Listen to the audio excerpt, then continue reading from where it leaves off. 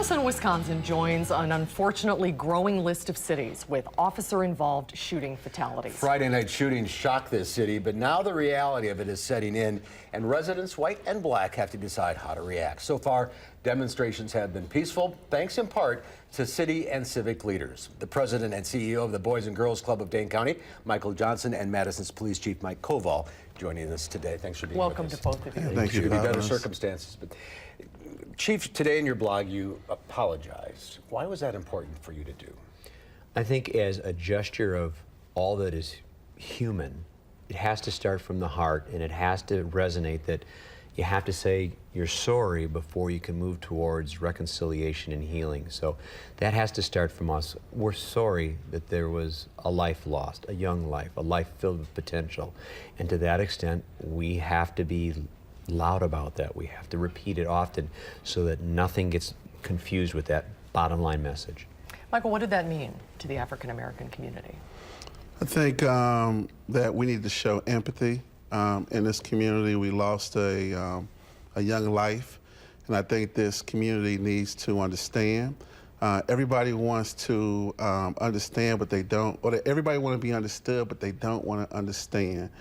And this issue is so polarizing that we have to, as a community, come together and figure out how do we make sure that we protect every child in this community. And how do you do that? We have to make sure that we close some of the disparities that exist.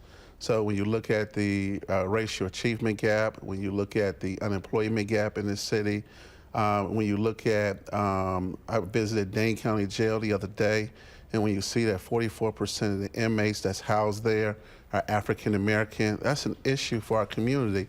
And this is a great city, and we can do better.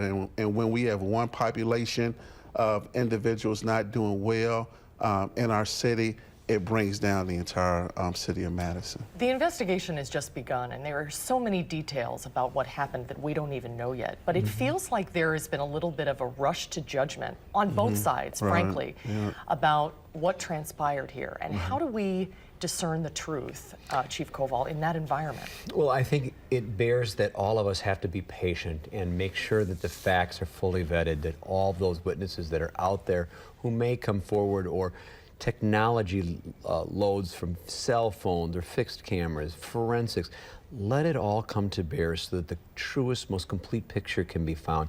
And then let the State Department of Criminal Investigation do their work. That's one tier scrutiny. Then the lateral goes to the next tier, which would be the district attorney's office. And if that legal standard has not been met, well, then of course there has to be some culpability. I think people don't quite understand that DCI is doing the investigation, and you really can't say anything about the case. Not only can't I say anything, they don't share in real time daily what those facts are. And frankly, I prefer it that way. I want it to be a nice, clean, independent review where there's even no suggestion of any collusion whatsoever. But Michael, in light of having the facts forthcoming, what is it that you want people who are not in the black community to understand about the way your community is responding to this? Yeah, so I would say my community is your community. I saw today black kids, white kids, Latino kids, Native American kids crying on our streets last night, crying at the Capitol today. I'm worried about our kids, and I'm worried about our families.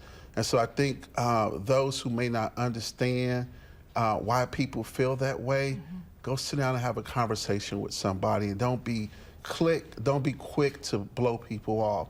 And so you read some of the comments, whether it be on social media, and people are just so polarizing. And we just got to understand why folks feel this way. And if we don't understand people, we're never going to grow as a community. All right, we're going to take a quick break and continue our discussion. We'll be right back. Well, we're back with Madison Police Chief Mike Koval and CEO of the Dane County Boys and Girls Club, Michael Johnson. Chief Koval, what is the current morale of the police department? How is everyone doing after what's transpired the past 72 hours?